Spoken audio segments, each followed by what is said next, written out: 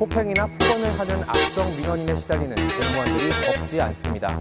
공무원을 위협하는 악성 민원은 끊이지 않고 있으니 서울의 한 공무원이 악성 민원에 괴로워하다 극단적인 선택을 하기도 했습니다. 악성 민원인에 의한 피해는 해마다 전국에서 3만 건 넘게 발생하고 있습니다.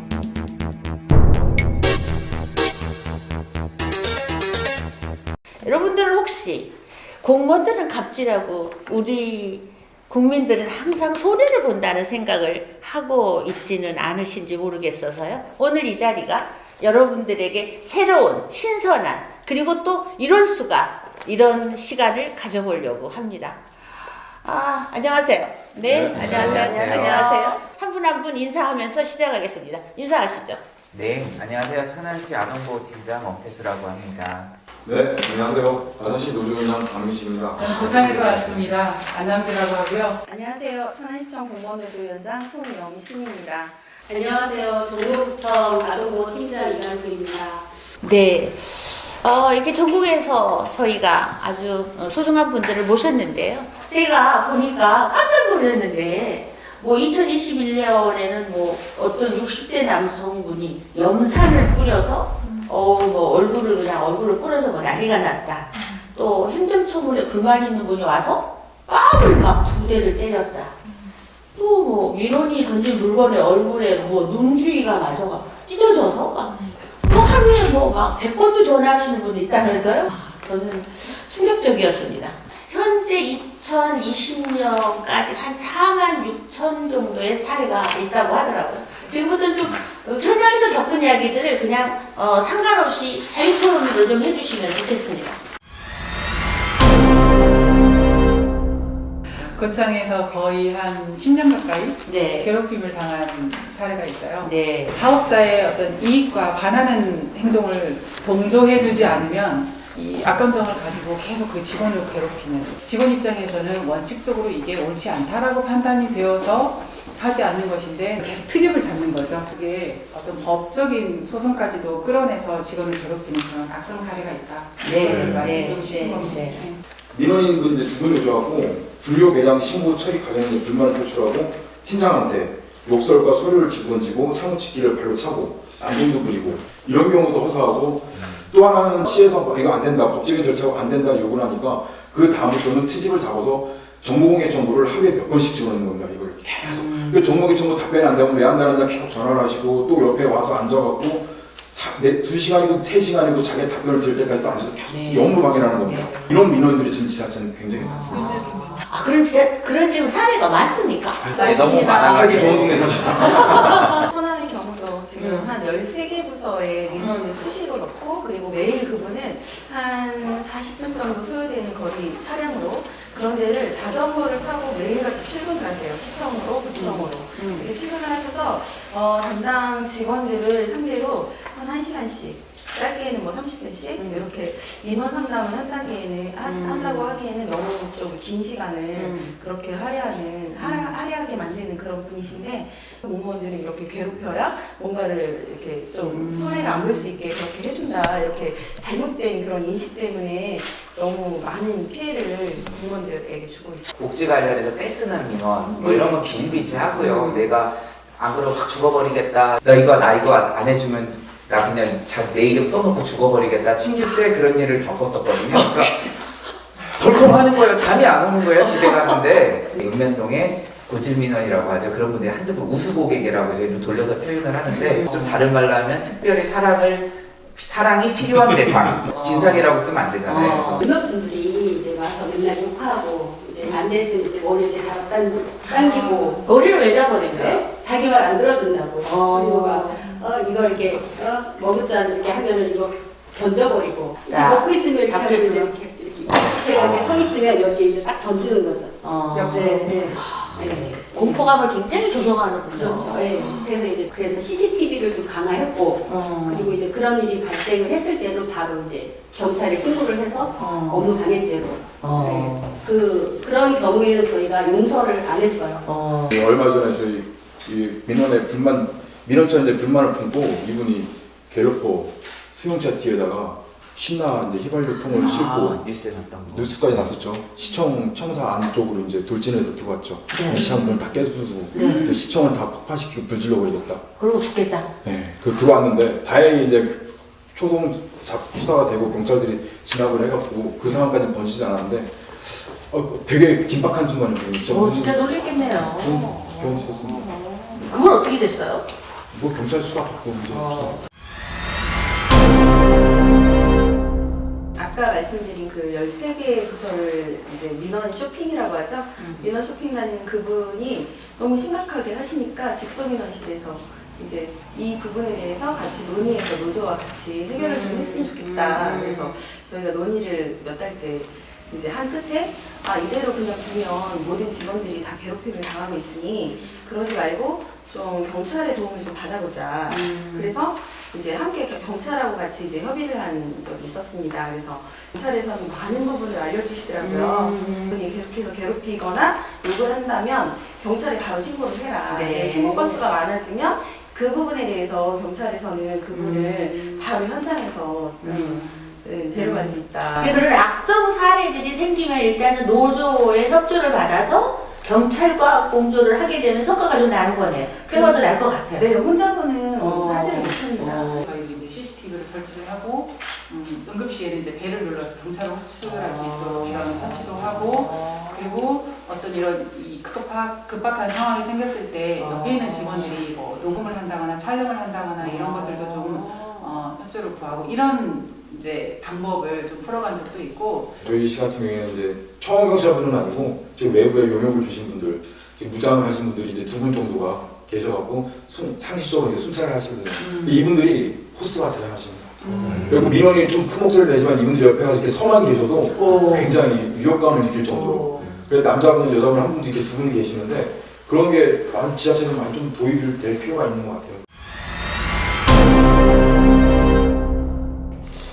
이제 여러분들께서는 이렇게 이야기하지만 이제 저희는 또 뭐 양쪽의 이야기를 다 듣는 또 입장이기도 하지 않겠습니까? 공무원들의 태도나 말투가 진짜 성질나게도 한다. 진짜 우리나라 공무원들 문제 많다. 막 이러고 막 이야기하거든요. 이건 어떻게 생각하시나요? 공무원들의 그 분야에서 업무를 보다 보면 이건 되고 안 되고가 이렇게 명백하게 본인이 봤을 때 판단이 되는 경우가 있잖아요. 네. 근데 그 판단에 의해서 이건 안 됩니다 라고 얘기를 하게 되는데 그게 정말 싫은 거죠. 안 된다고가 아니라 그거에 대해서 이제 검토를 해보겠다 이렇게 해야 되는데 공무원은 법적 사무를 이제 수행하는 그런 역할을 하는 공무원이잖아요. 법에 해야 된다?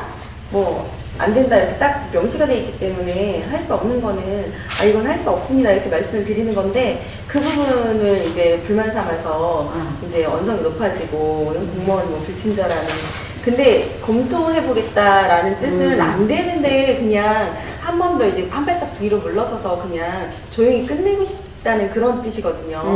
네, 근데 그걸 인지를 못하세요. 아니 근데 되는 건 바로 그 자리에서 된다고 한답니다. 검토하겠다, 찾아보겠다. 네, 그거는 돌아섰을 때 거의 90% 안 되는 겁니다. 꼭 참고하십시오.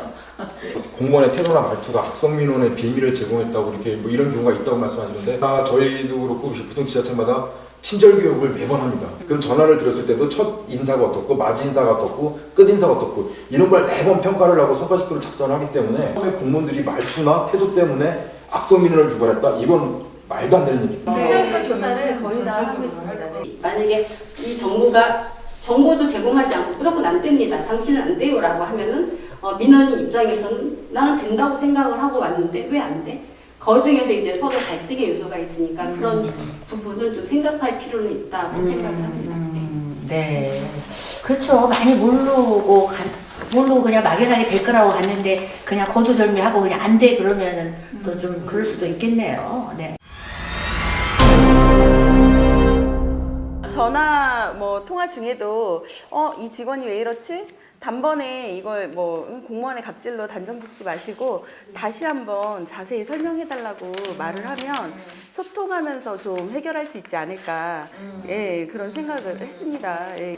그 민원인들이 이제 오시잖아요. 오셔가지고 이제 서로 갈등이라는 걸 하시잖아요. 서로 말 소통이 잘 안 되니까. 그렇다면 민원인들도 한번 정보를 좀 찾아봤으면 좋겠다. 본인도 좀 찾아보고 이게 내가 해당이 되는지 안 되는지 이게 뭐가 문제인지 만약에 그런 거를 좀 찾아보신다면 와서 굳이 공무원하고 이렇게 갈등을 일으킬 일이 좀 줄어들지 않을까. 그런 게 요즘은 굉장히 정보 공개가 많이 돼 있으니까. 그런 어떤 법적인 절차나 이런 거에 대해서 타당성을 검토를 하고 제대로 그러니까 제대로 설명하고 응대하는 게 공무원의 친절이라고 저는 생각을 해요. 근데 단순히 말투 아니면 억양, 태도 이거에 비중을 너무 두지 말고 그 사람이 나한테 내가 이해할 수 있도록 설명을 제대로 하는지 안 하는지를 조금 더 우선해서 봤으면 좋겠다라는 거 하고 이 사람은 내가 세금 내서 돈 받는 사람이니까 나한테 무조건 배알을 내놓든 친절해야 되고 내 말을 무조건 응해줘야 된다라는 어떤 그 선입견을 가지고 대하면 그 직원이 제대로 설명을 해도 기분 나쁠 수 있다는 생각이 들어요. 우리 공무원들도 사람이고 우리 여러분들의 가족입니다. 우리 저기 더워질 때 짜증내지 마시고 좀 이렇게 잘 좀 부탁드리겠습니다. 저는 공무원의 감정 케어나 민간인처럼 폭언이나 폭행을 하는 것에 대해서 보상도 궁금해요. 금전적인 보상은 좀 없습니다. 그것도 최근에 사회식무연맹에서 그렇죠. 이제 악성 민원에게 이게 당한 직원들을 보호하고 지원하는 조례를 지역마다 지금 만들고 있거든요. 저희도 병가 처리로. 공무원은 병가 처리해도 돈은 다 나오니까 포상은 없다고 봐요. 제도가 이렇게 이제 개선도 하고 뭐 조례도 만들고 막 그러신다는데 그런 보완이나 개선이 좀 더 필요한 부분이 있으시면 한두 분만 말씀해 주시죠. 그 기준이 모호해요. 예를 들어 공무원이 예산으로 그 직원한테 지원을 하려고 하면 명확한 근거나 기준이 마련되어야 되잖아요. 네네. 어쨌든 예산이 들어가는 거예요. 네네. 그러니까 심리치료라든지 아니면은 병원 치료라든지 이런 게 어느 선까지를 해줘야 되는지에 대한 그 기준들을 좀 만들어줬으면 좋겠다. 만들어야 된다라는 거 하고 그건 어디서 만드나요? 그거는 이제 지금 지자체에서 만들 수도 있고요. 또 하나는 어찌 행안부에서 만들어도 된다고 생각을 해요. 그리고 8년 동안 거의 10년 가까이 법적 문제에 시달렸던 그 직원 같은 경우에도 지자체에서 이 사람이 소송에 휘말릴 때마다 그 소송비를 지원하는 금액이 한계가 있어요. 이런 사람이 아주 큰 소송에 휘말렸을 때는 단순히 500만 원, 400만 원 가지고는 해결이 안 되는 거죠. 변호사 비용이 변호사 비용조차도 안 되는 거죠. 그런 큰 소송에 휘말렸을 때는 그 직원을 보호 내지는 대변할 수 있는 그런 어떤 시스템적인 체제도 행안부에서 좀 관심을 가질 필요가 있겠다. 굉장히 이거는 쉬운 게 아니네요. 우리 실질적으로 악성민원에서 어디까지 우리가 친절해야 되냐 이것도 있지만은 악성민원이라는 거는 법률적으로 담당 공무원이 해결할 수 없다 보니까 악성으로 발전을 한 거잖아요. 그럼 이거에 대해서 강경하게 대처하는 방안도 직원들이 좀 필요한데 현재 조례상에는 미리 사전에 우리가 강경하게 대처할 수 있는 방안을 놓고 사후적인 어떤 보상이라든가 치료 이런 것만 지금 교육만 돼 있는데 이것 플러스해서 직원들이 가장 또 걱정하고 두려워하는 것이 뭐냐면은 민원인과 다퉜을 경우에 민원인은 바로 그런 감사실이라든가 권익위원회 일정히 고발을 합니다. 신고를 합니다. 그럼 감사실에서는 해당 직원을 불러서 무조건 이 사실에 대해서 물어보고 난 다음에는 이게 책임 소재를 무조건 지우다 보니까 담당 공무원에 대해 문책을 하고 징계를 주는 경우가 많습니다. 실질적으로 담당 공무원은 이 민원인한테 절대 불친절하거나 뭔가 이걸 해준 게 없는데 민원인이 신고에 대한 이유 하나만으로 그렇게 발생하는 경우가 많다 보니까 이런 것 자체도 감사실에서는 사실 조사를 판단을 했을 때 아니다 보면은 과감하게 감사실에서 내부 종결 처리할 수 있는 이런 것도 자체적으로 좀 분위기가 형성이 돼야지 그렇지 않으면은 민원 공무원들 일하기 어려운 거죠. 그러니까 어디에 잣대를 둬야 되는지 참 어렵네요. 오늘 뜻깊은 시간이고요. 저희도 저희 목소리와 말을 낼 수 있는 이런 자리가 너무 소중하다고 생각이 들어서 감사하다는 말씀을 좀 드리고 싶고요. 우리 서비스를 제공하는 공무원 본인이 건강하고 또 즐거워야 우리 시민들한테도 서비스가 잘 나갈 수 있다라고 저는 생각하거든요. 선의의 민원인의 피해를 막기 위해서라도 악성민원에 대한 강경한 대응이 무엇보다 필요한 것 같습니다. 우리 공무원들이 이제 밝고 긍정적인 마음으로 일할 수 있도록 건강한 조직 속에서 일할 수 있도록 시민 여러분도 좀 저희한테 열린 마음으로 좀 대해 주셨으면 하는 마음입니다. 공무원도 노동자다. 공무원도 국민이다. 이건 되게 많이 외치고 있거든요. 이 사람들도 어딘가에 누군가의 가족이고 또 국민이고 노동자다라는 그런 인식을 기본적으로 좀 갖고 대해 주신다면 서로 조금 더 행복하고 원만한 해결책을 찾아갈 수 있지 않을까라는 생각을 해봅니다.